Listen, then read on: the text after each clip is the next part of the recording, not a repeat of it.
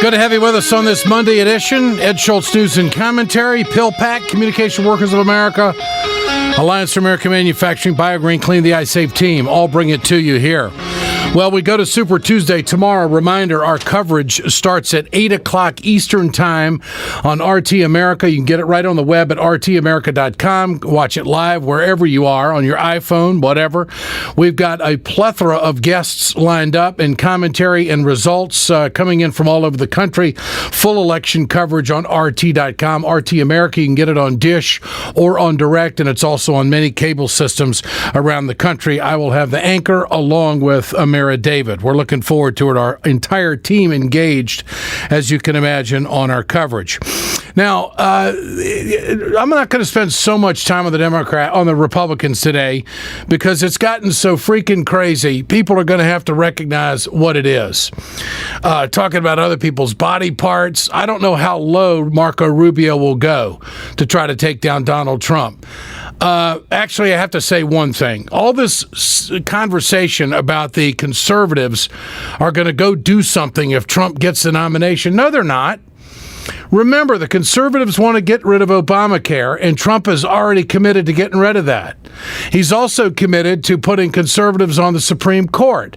So those are two things that the Republicans would be shooting themselves in the foot if they allow Bernie Sanders or Hillary Clinton to end up in the White House.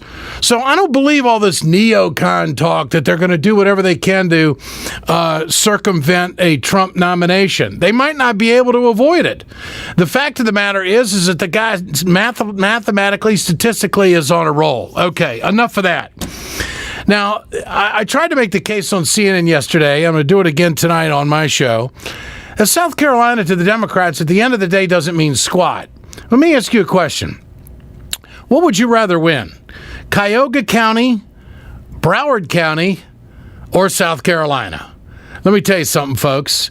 This is going to be a narrow election no matter who it is, and it's going to come down to that county, Cuyahoga County in Ohio, and it's going to come down to Broward County in Florida. That's where it's all going to funnel through. And I think that we got to be real about this. We can't have the South pick the Democratic candidate because the Democrats aren't going to win anything in the South. They might win Virginia, might have a shot at North Carolina, probably not. And the fact is, it's all going to boil down to Pennsylvania, Michigan, Ohio, Minnesota, Wisconsin, Colorado, New Mexico, California, and maybe even Texas. And so Super Tuesday tomorrow is going to be really the big swing of influence and in delegates.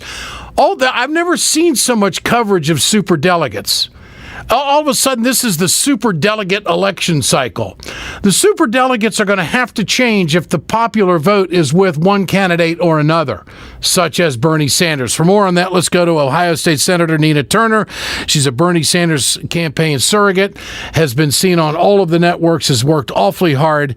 And no matter how you break down the numbers of what happened in South Carolina, Bernie Sanders says, well, no, I mean that if you really want to be clear on the matter, we were decimated with African Americans with the older African Americans in South Carolina. But wait a minute, there's a younger demographic that's going to vote in Minnesota. There's a younger demographic of people of color that are going to vote in Colorado, and the same with Texas. So to think that this is all sealed up, I think is conversation way ahead of the cart and the horse. Nina Turner, good to have you with us. Thanks, Big Eddie, and I agree with everything you just said. Well, it is a numbers game, and how do the numbers look for Bernie Sanders right now and against Hillary Clinton on Super Tuesday? I think he will do well. Certainly he's going to do well in his home state of Vermont, but I believe Maine, Massachusetts, Minnesota, as you mentioned, and he is looking pretty good in Oklahoma and also Colorado. So he has more than a fighting chance to make up some of the lost ground in South Carolina. And you're absolutely right, Ed. I mean, to count him out this early makes no sense. It just amazes me that Senator Marco Rubio can come in third and fourth and declare victory on the Republican side. And here we have Senator Bernie Sanders Sanders running very competitively with the secretary, and they're counting them out already after one state. Wait a minute. That is a very profound point. If you look at the coverage of Rubio and Cruz as opposed to Trump, you think they're nipping right at his heels, and there's a chance that Trump is going to go down. If you look on the other side, you think that Bernie Sanders was on Pluto. That's right, and that's what they want. I mean, that is what the folks that are covering this, has been a biased coverage from the beginning. They barely give Senator Sanders up until, what happened in Iowa and New Hampshire. Any airtime on most of the major networks has been all about Mr. Trump all day long, and then also about the secretary. So if we go back to Iowa, less than 1% difference between them, and as you pointed out, that count is not even done. He wins New Hampshire overwhelmingly, and people discount that as just as, that's his neighboring state. No, the voters vote, and they spoke loudly. She beat him by a few percentage points in Nevada, no doubt about that, but he was very strong among our Latino brothers and sisters, and certainly she did win overwhelmingly in South Carolina. So to me, we have 4 states down. There's still 46 more to go, and he is not out. And if you listen to the Secretary's speech that she gave after her results came in South Carolina, she thanked Senator Sanders for running a good race. Well, he is still running a good race, and that narrative, the people who are supporting the senator, they cannot buy into that because other voters in this nation still have not been able to lift their voices at the ballot box, and they will, and we must keep pushing. We must not relent. Let me give you a real good example of the media bias that's taken place, and it's on CNN, by the way. The night before the New Hampshire primary, Robbie Mook was on CNN, and I'm showing it right on the camera right now. This is a picture of their off-air graphic that I took at a restaurant. I'm sitting there eating dinner with my wife, and I'm looking up at the monitor, and I said, look at that. And so I took a picture of this, and it says down at the bottom of the screen, Clinton, Sanders, in increasingly tough fight. This is the night before the New Hampshire primary where Bernie Sanders was expected to win by double digits, and he did. He ran it. He won it going away. Yet we didn't see any kind of headline like this, a graphic on any of the networks before South Carolina, that Clinton and Sanders an increasingly tough fight. I mean, it is so blatant in the way they are favoring Hillary and the Wall Streeters trying to get, number one, Hillary to cover for her speeches where she's not going to release anything. She's not going to release anything before Super Tuesday because there might be something in there that's damaging. It could swing the vote on Tuesday. But if she has a great Super Tuesday, now she's got a little bit of cover to release these speeches. That's right. I mean, what's in the speeches? Did she make some promises to some of these hedge fund managers? Did she make some promises to some of these big banks on Wall Street that she was taking $11 million worth of speaking fees from? Right now, she can't afford to release those speeches because obviously there's something damaging in there and a promise is made, and she's going to have to release it before the convention because after the convention, it could carry her all the way to the election and this would dog her all the way. So what about all this, Nina? That's right, Big Eddie. And I think the speeches, what they're probably going to show is that she's not progressive, as progressive as Senator Sanders is when he talks about making sure that Wall Street has to make the requisite investments in this nation. If it was not going to be damning in some way to her campaign, to her prospects of becoming the next president of the United States of America, she would have already released them. As you remember, in one of the debates when she was asked about that question, she said that she would look into it. It turns out that it is up to her whether they are released. And then in the last debate, she basically said, well, I'll release them if the Republicans release theirs. That wasn't it. It was this race is between her and Senator Bernie Sanders, and she owes it to the American people to release those transcripts. What about the younger people of color in Minnesota and Colorado? This is critical, isn't it? It is, and Big Eddie, you know what? And this is bigger than Senator Bernie Sanders because our 20-year-olds will be our 30-year-olds and our 40-year-olds tomorrow. We need them to get engaged and to get out there to vote. And they see Senator Bernie Sanders as the president of the future. I mean, imagine that juxtaposition of his seasoning, I will call it. But to see these 18-year-olds and these 20-somethings and all the way up to 29, that whole category, they absolutely believe believe in him and believe in what he is fighting for, which I want to call a new deal or a better deal in this country for the working poor and the middle class and for their generation. And they see it. And the children, the young folks will lead them. And so it is so important that not only do they get out to vote, but that we get them to talk to their parents and their grandparents. There was a great Huffington Post article today, Big Eddie, I don't know if you saw it, but it basically said that we need our millennials to talk to their parents and their grandparents and to talk about why Senator Bernie Sanders is their choice to be the next president of the United States of America. All right, and with that, we will see you tomorrow night, Nina Turner on RT America, doing some coverage with us. Looking forward to it. All the best to you. Thanks so much. You too, Big Eddie. Thank you. You bet. Former Ohio State Senator Nina Turner, Bernie Sanders campaign surrogate. When we come back, more commentary. PillPack brings you this Ed Schultz News and Commentary, along with Communication Workers of America, Alliance for American Manufacturing, BioGreen Clean, the iSave team. We're right back. Hey, folks, you've heard me talk about BioGreen Clean. I'm going to show you right now on my airplane just how tough this is. I want you to keep in mind, chemical-free, 100% plant-derived, biodegradable. It is the safest cleaner that you can get, and it's the most effective. Go to our website, wegoted.com, or go to biogreenclean.com. www.biogreenclean and order today.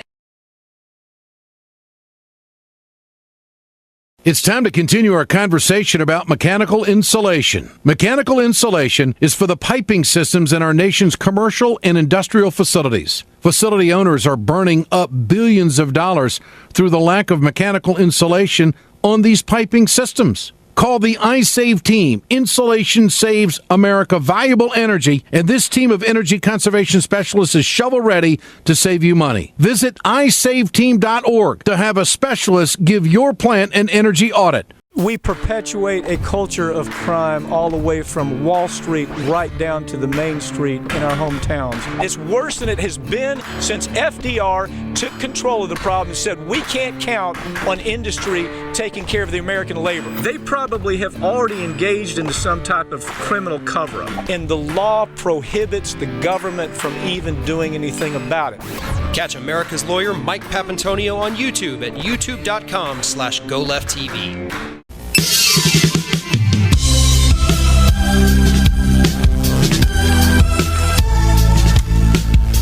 Trump and his taxes. All right. First of all, I have a suggestion for you. Why don't you Google 757, Boeing 757? Why don't you just Google that? And if you Google that, you know what's going to come up? Donald Trump's $100 million airplane. Now, do you think a guy that has a $100 million airplane, and then they've got this tour of it that's hosted by this lady that it shows you where Trump sleeps, where the executive room is, where the food is, where it seats 43 people. You know, it's that big plane that he bought from Paul Allen of Microsoft, and it's a $100 million airplane. It's a Boeing 757. And I mean, I don't know. I look at that and I think he's probably got a pretty complex tax return. And we know how many hotels the guy has. We know how many golf courses he has. But let's just focus on the airplane for a moment. You know how much it costs to run one of those planes per hour? I bet that Donald Trump spends minimum $10 million a year running his airplane. I think that he isn't releasing his taxes right now, and he probably is going through an audit. He probably is. In fact, it wouldn't surprise me if an IRS agent isn't parked daily in the Trump's offices of their businesses because they're going through so much money. And so a constant audit, clearly, at that size of a company, is not out of the question, nor is it out of the norm, okay? The second thing is that our tax system is set up. It's a progressive tax system, but when you get to the 1% and 2%, it basically favors the wealthy. And it certainly favors people who invest in business. I think one of the reasons why Trump doesn't want to show his taxes right now is because he probably got a refund. When you think about all the aircraft expenses. You think about all of the employees he has. You think about all of the depreciation schedules he probably has with all those hotels and golf courses and whatnot and his properties. He probably got a refund. And that's probably something he doesn't want to explain to the American people, how a guy can fly around in a $100 million airplane and get a refund from the government, because all that's going to do is show how screwed up our tax system is. So when Mitt Romney says that there's a blockbuster out there, or there's a rat in the ointment, or a rat in the corner, or whatever about his taxes, this is probably what he's talking about. There's no way that Donald Trump could operate at the level he's operating and do something fraudulent with his taxes. It doesn't work that way. He's going through too much money, and he's too visible, and I know he's not that stupid.